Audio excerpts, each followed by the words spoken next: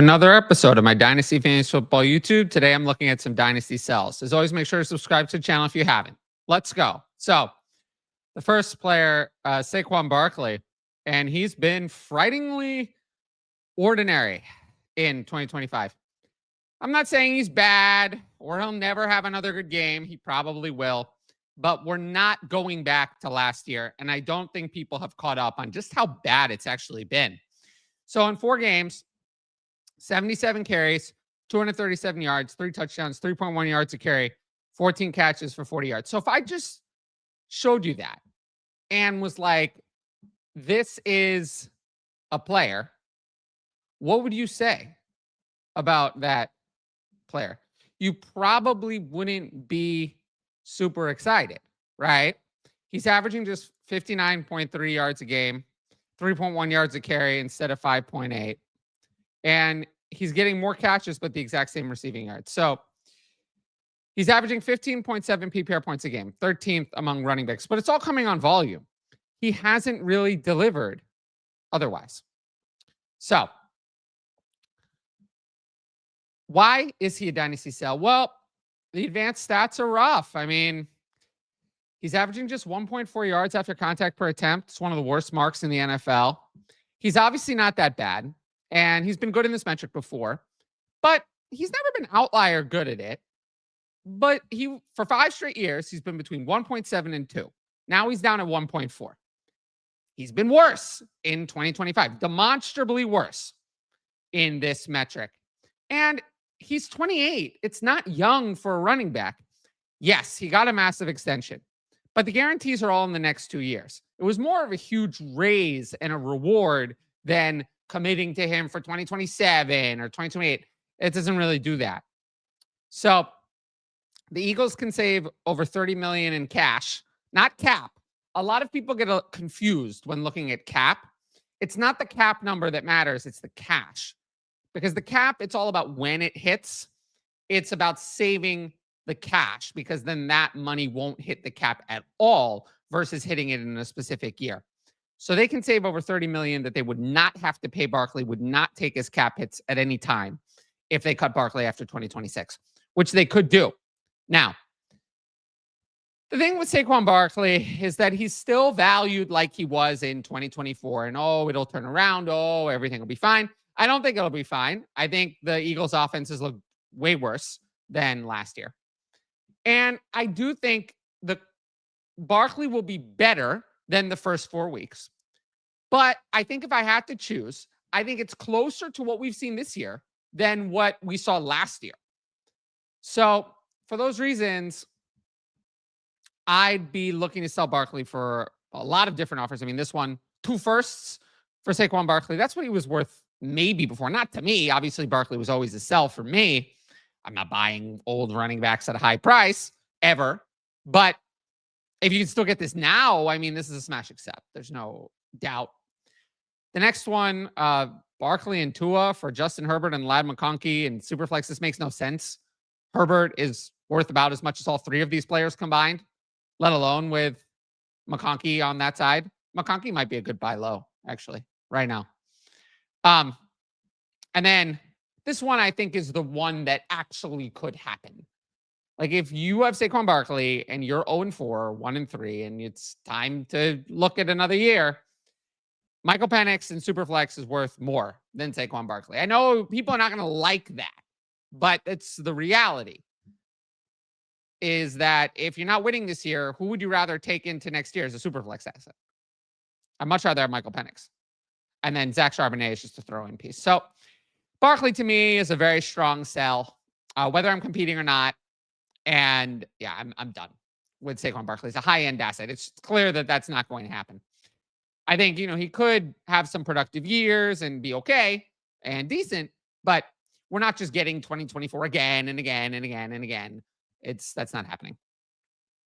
Now, my next player, George Pickens. And Pickens has exceeded expectations this year.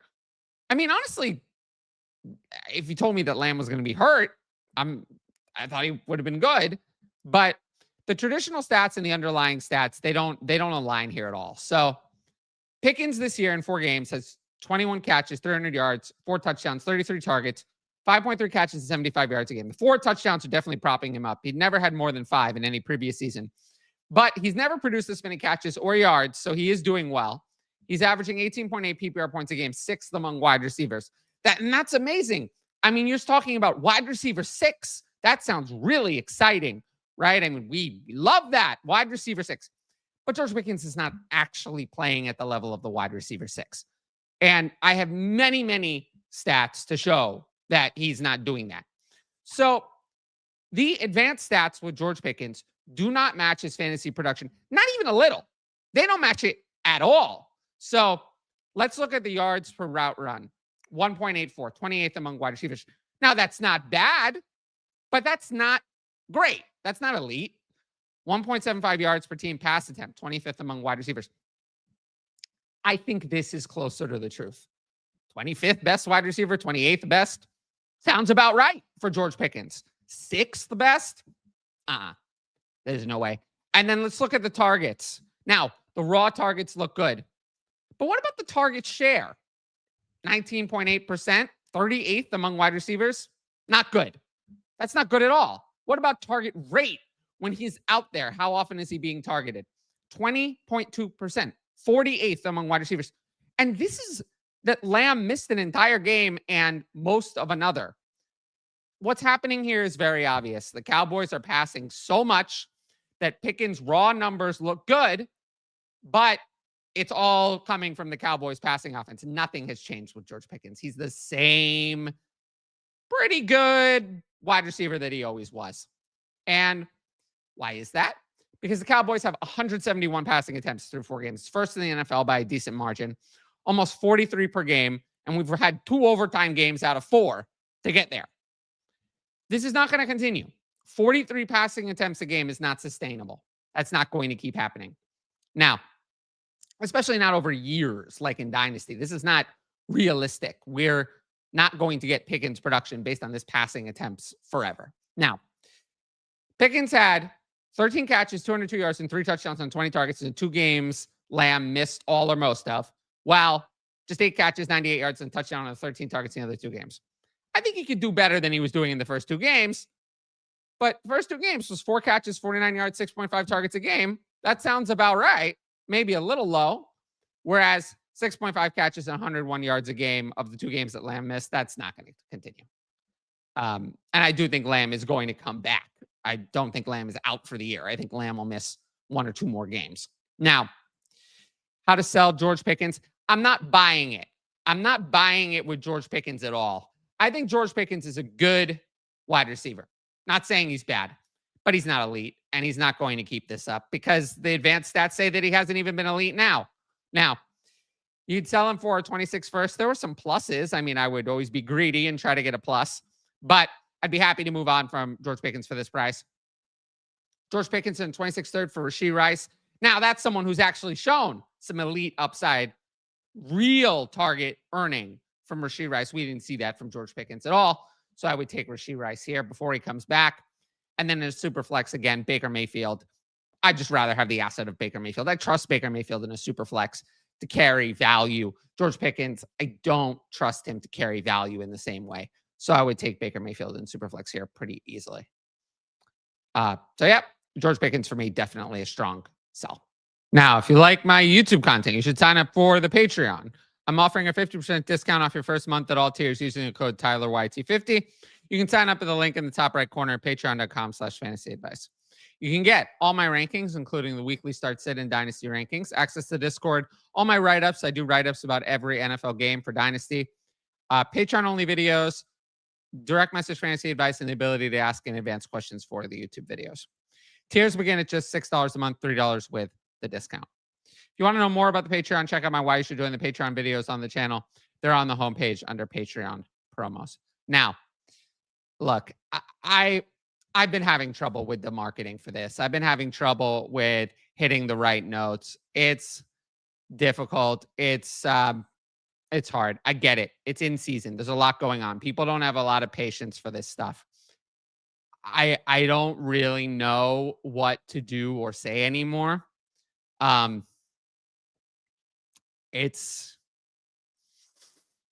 hard. I don't know how to do this. I want to offer good YouTube content. I'm doing the best that I can. But if I give away too much for free, no one will ever sign up for the Patreon. I don't like that it has to be this way. There is no other way. If there were, I would do it, but there isn't. And I know that. And I've accepted that now. I've accepted that this is how it is. And the way that I've done things now is try to make the premium content better and worth it. To say if you do sign up for the Patreon that you won't regret it. Offer more write-ups, more advice, more content, more Patreon-only videos, better rankings, better engagement, better premium content. So I'm asking you to give it a chance. But it is what it is. If you're asking me Dynasty trade questions in the YouTube comments, the answer is going to be sign up for the Patreon. If you're asking me Dynasty trade questions on Twitter, the answer is going to be sign up for the Patreon. Giving the answer has not worked. Or doing free samples like that hasn't worked. People don't sign up anyway. It's easier. More people actually sign up this way, as sad as that is. So these segments are getting longer, and it is what it is. I'm trying my best. If you can't tell, I sound frustrated. I sound frustrated because I don't know how to do this anymore. I don't know how to marketing this product in a positive way has failed. The only thing that seems to work is to be honest. And the honest truth isn't that positive. Sadly. I wish it were, but it's not. And again, I'll deliver for you if you sign up for the Patreon. But that's how it is now. If you don't, then I'm not going to deliver. It is what it is. Videos will be here. You can watch them, and that's it. I just don't have the energy. I don't have the time to interact and engage with people who are just never going to sign up. And that sucks. And I hate it. I wish it weren't this way, but it is. And it is what it is. And there's nothing else to say, really. And I don't know. There might come a time where the YouTube videos become less and less or something because I'm running out of gas. I'm running out of gas for doing things this way. So with that said, I appreciate all of your consideration. I promise you won't regret signing up, and I'll move in to the next player. All right, I'll run through this final player real quick. Justin Fields, I do think is a sell. We're seeing some of the same issues with him that we've seen previously. Teams continue to lose with Fields as a starter. They don't trust him to actually throw the ball. And that means he's eventually not going to be a starting quarterback in the NFL. So through 3 games, he has a 65% completion, 2 touchdowns, no interceptions, 7.9 yards per attempt, 157 passing yards a game, and 59.3 rushing yards a game, 3 rushing touchdowns. As usual, he's dominating on the ground, which means he's a fantasy quarterback 1 whenever he plays. Nobody's arguing that. His week 2 performance was abysmal, and he always carries risk. He's averaging 20.2 fantasy points a game, 7th among quarterbacks. He's better in 4-point passing touchdown formats, which this is taken from. So with that said, I just don't think he's going to be a 2026 starter. He's never averaged over 200 passing yards a game in any season. He's not on course for that this year. He did 0 against the Bills before the concussion. And the Jets didn't even let him pass. If you watch the week 4 game, he didn't even pass. They didn't pass until they were forced to, which means that they don't trust him. They don't trust Justin Fields to really pass. or be a passer. And I'm sorry, you're not going to win in the NFL if you cannot pass the ball. The Jets are 0-4. They're going to be in the market for a quarterback in next year's draft. Are they really just going to go back to, oh, we're just going to roll Justin Fields out again? That didn't work this year. You can't just do the same thing over and over again and expect it to change. It's not going to change. Now, the Jets have minimal commitment to Fields. Yeah, they could save paying him $10 million if they cut him. Even if they don't, he's only carrying a $23 million cap hit for 2026 and nothing beyond that. I know, in the grand scheme of things, $23 million, that's a lot of money. For the NFL salary cap, that's not starting quarterback money anymore. That's bridge quarterback, high-end bridge money at best. That's certainly not a starter, not a high-end one. They could keep him, target a new quarterback. That's what I think they will do. And then you see what happens. But he's not going to be the unquestioned starting quarterback after this year. That didn't work. You can't do it again. Now, Fields is the type of player that's easy to sell because in Dynasty, people really focus on fantasy value, weekly value in season. And he has a lot of that. Nobody's denying that. Could you sell him for JJ McCarthy? You might be able to get more than that. People hate JJ McCarthy. I was the one saying I didn't even like him. But like now people have gone too far the other way after what? Seeing 8 quarters of him play, 2 games. They've now decided JJ McCarthy can't play.